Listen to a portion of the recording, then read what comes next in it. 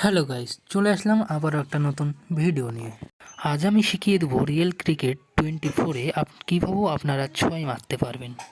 তো গাইস, দেরি কিসের, চলুন ভিডিওটা শুরু করা যাক।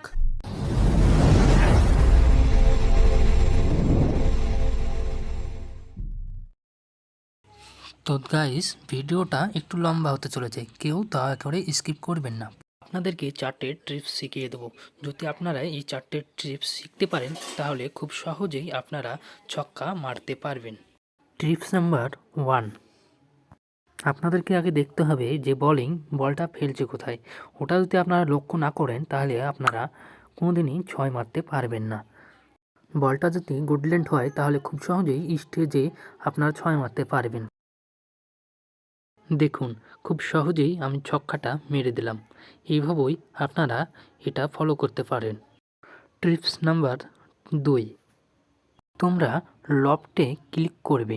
ক্লিক করার পর যখনই দেখবে বলার বল করতে চলে এসছে তখন ফ্রন্টে ক্লিক করে তোমরা খুব সহজেই একটা বড় ছক্কা মারতে পারবে। ট্রিপস নাম্বার 3, দেখুন এবার বলটা শর্ট পিচ দিয়েছে, তাহলে আমরা কি করব, অফ সাইডে ব্যাক ফুট ক্লিক করে দেব। খুব সহজেই একটা বিশাল বড় ছয় হাতিয়ে নেব। দেখুন খুব সুন্দর একটা ছয় হয়ে গেল। এইভাবেই এই ট্রিক্সগুলো আপনি ফলো করলে আপনার কোনো অসুবিধা হবে না। খুব সহজেই আপনি ছয় মারতে পারবেন আর নিজের টিমকে আপনি জিতিয়ে দিতে পারবেন। ট্রিপস নাম্বার 4, মেন ও ইম্পর্টেন্ট। এবার চলে আসবো সার্কেলে।